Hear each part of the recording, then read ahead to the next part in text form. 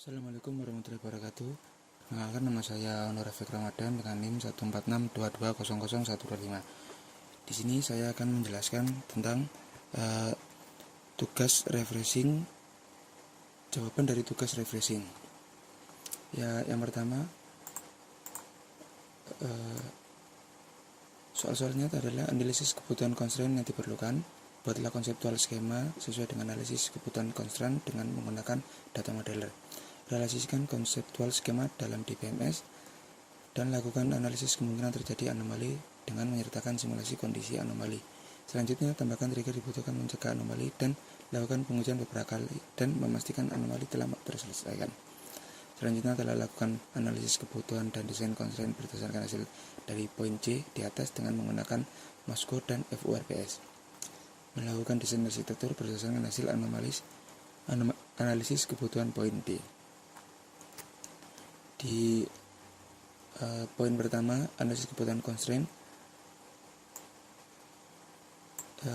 berikut adalah kebutuhan constraint.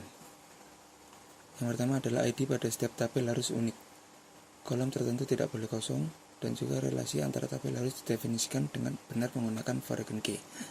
Format data harus sesuai dengan tipe data yang ditentukan, misalnya panjang karakter untuk nama, format, tanggal. Untuk berikutnya, jam mulai shift harus lebih awal dari jam selesai shift. Perawat hanya dapat memberikan obat yang sudah diresepkan dokter. Pasien hanya dapat menempati satu tempat tidur pada suatu waktu.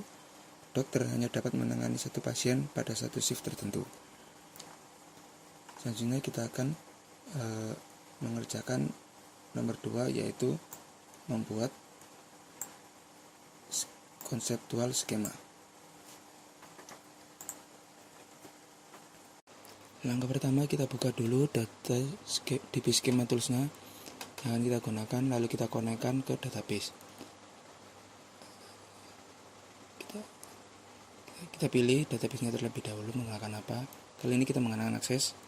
Kita buka terlebih dahulu. Kita harus menyiapkan tabel yang ada di akses. Kita buka akses, kita beri nama create tabel, tugas, langsung kita pencet tombol create. Lalu jika sudah, kita silang saja, tidak apa-apa. Langsung kita konekkan ke Microsoft Access, lalu kita kali ini menggunakan akses 1. Kita next. Setelah itu kita pilih standar pada bagian CD, BC, URL. Setelah itu kita pilih database yang akan kita gunakan.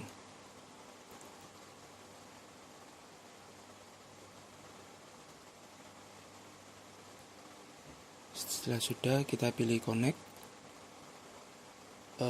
DB Schema Tools-nya sudah terhubung dengan database Microsoft Access.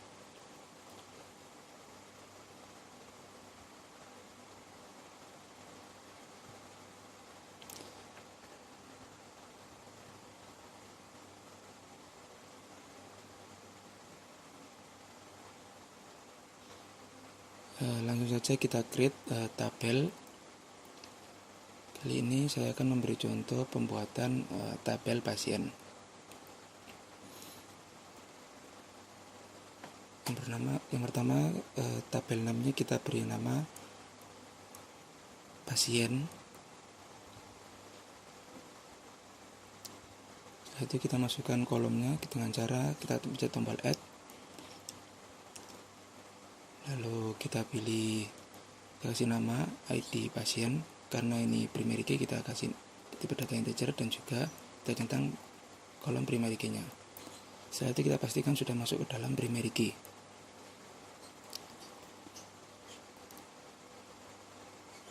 Setelah itu kita tambahkan lagi tabel nama pasien. Kita pilih tipe datanya, kita gunakan varchar.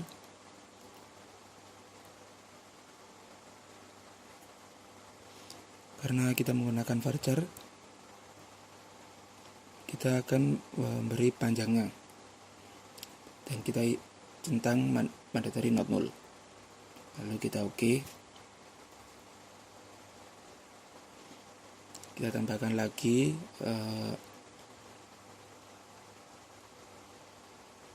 alamat alamat email, kita pilih varchar, kita isi notnul, jangan lupa kita isi panjangnya. Kalau sudah kita oke, kita tambahkan lagi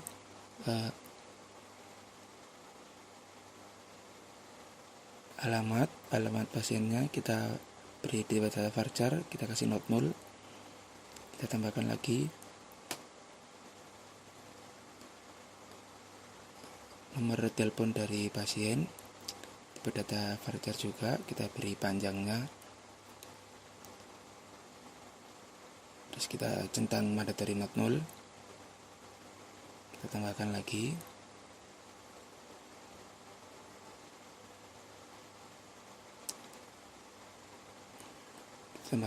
tanggal lahir dari pasiennya. Karena itu tanggal lahir, kita menggunakan date time.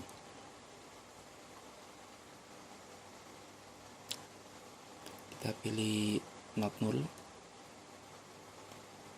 kita oke.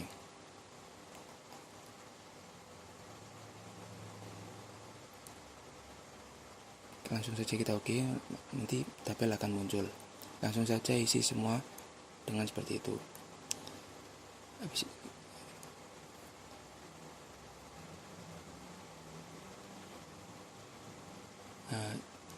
Jika semua tabel sudah terisi dengan seperti itu, maka tekan tampilannya seperti ini.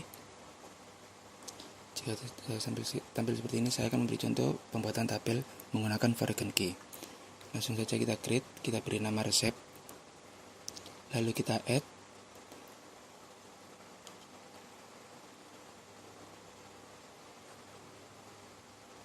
ID resep. Karena ini primary key, kita beri integer, kita centang kolom primary key, kita tambahkan lagi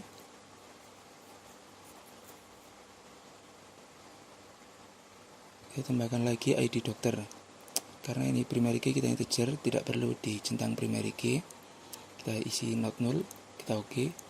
Kita tambahkan ID dokter ini ke foreign key dengan cara seperti ini. Kita klik foreign key, kita add, lalu kita beri nama ID dokter, lalu kita pilih tabel dokter. Untuk mengambil primary key-nya, kita add, lalu kita awalnya dari ID dokter, lalu kita masukkan ID dokter, langsung saja kita oke. Jika sudah masuk, kita akan keluar muncul seperti ini. Kita tambahkan lagi ID pasien. Ini juga foreign key, integer, not null. Langsung kita buka, kita daftarkan ke foreign key. Kita tulis ID pasien. Kita ambil referensinya dari pasien, kita add, kita pilih ID pasien, kita oke. Langsung kita juga akan muncul di pasien. Setelah itu kita tambahkan lagi ID obat, di data mandatory not null, kita oke. Kita daftarkan juga ke foreign key, kita tambahkan, kita beri nama ID obat, terus kita pilih tabel referensinya dari obat.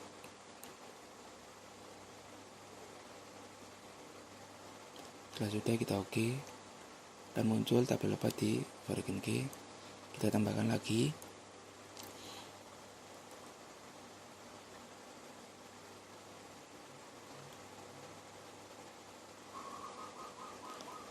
dosis.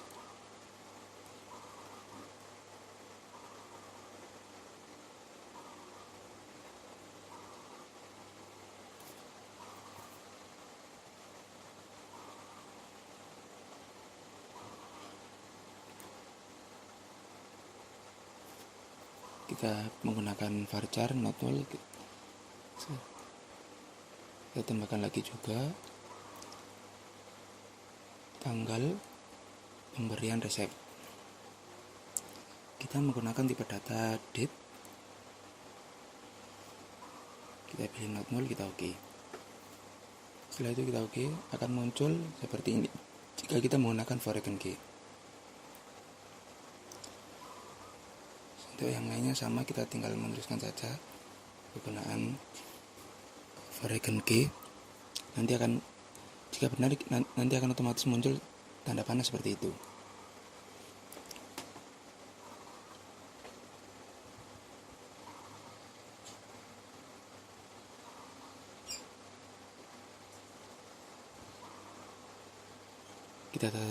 Kita tata terlebih dahulu. Tinggal meneruskan saja tabel-tabel yang menggunakan foreign key. Jika sudah tampil seperti ini,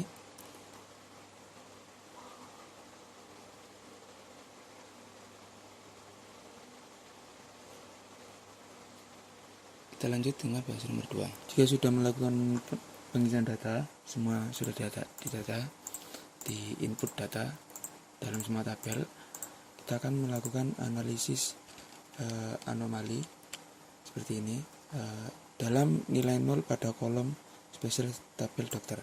Jadi pada pada tabel dokter tidak boleh terdapat nilai 0 pada kolom spesialis. Selanjutnya kita akan melakukan analisis MOSCO dan juga FURPS. Yang pertama adalah akan melakukan MOSCO terlebih dahulu. Must have ID pada setiap tabel harus unik. Setiap tabel harus memiliki kolom ID yang unik dan mengidentifikasi setiap entitas secara eksklusif.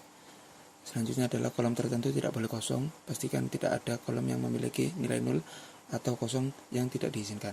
Relasi antar tabel harus didefinisikan dengan benar menggunakan foreign key. Hubungan antara tabel harus ditetapkan menggunakan kunci asing untuk menjaga integritas referensial. Selanjutnya adalah should have. Format data harus sesuai dengan tipe data yang ditentukan. Misal seperti pastikan setiap kolom memiliki tipe data yang sesuai. Misalnya tanggal harus disimpan dengan format tanggal dan name harus dalam format teks. Selanjutnya jam mulai shift harus lebih awal dari jam selesai shift. Memastikan jam mulai karyawan selalu lebih awal dari jam selesai untuk menghindari ketidakcocokan data. Selanjutnya adalah could have. Perawat hanya dapat memberikan obat yang sudah diresepkan dokter. Memastikan sistem memvalidasi bahwa obat yang diberikan oleh perawat telah diresepkan oleh dokter kepada pasien yang sama. Selanjutnya, pasien hanya dapat menempati satu tempat tidur pada suatu waktu. Sistem harus membatasi pasien tidak dapat menempati lebih dari satu tempat tidur dalam waktu yang bersamaan. Dokter hanya menangani satu pasien pada satu shift tertentu. Sistem harus memvalidasi bahwa dokter hanya menangani satu pasien pada satu sistem tertentu. Selanjutnya kita akan menganalisis tentang FURPS+. F functionality menyediakan fungsionalitas dasar seperti pengelolaan data, pasien, dokter, perawat, dan obat, melakukan manajemen pemberian resep dan obat sesuai dengan aturan yang ditetapkan. Usability bagian U memberikan antarmuka yang mudah digunakan bagi pengguna dengan memvalidasi yang jelas dan pengembalian pesan kesalahan dan yang informatif. Selanjutnya adalah bagian R, reliability, menjamin integritas data termasuk keunikan ID, pengecekan konsistensi dalam relasi antar tabel, dan memvalidasi data. Bagian P, performance, menyediakan kinerja yang cepat dan responsif dalam pengelolaan data, termasuk pengelolaan waktu shift, penugasan tempat tidur, dan pengelolaan pemberian obat.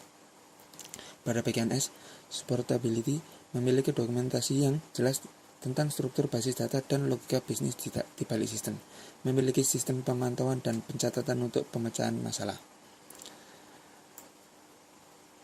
Bagian S, scalability, sistem harus dapat dengan mudah diperluas untuk menangani peningkatan jumlah pasien, dokter, dan perawat dalam organisasi kesehatan. Bagian plusnya, sistem harus dapat dikembangkan untuk memenuhi kebutuhan di masa mendatang. Sistem harus mudah diintegrasi dengan sistem lain. Selanjutnya kita akan membahas tentang BPMN. Dalam sistem tersebut, BPMN, pasien dia datang ke IGD.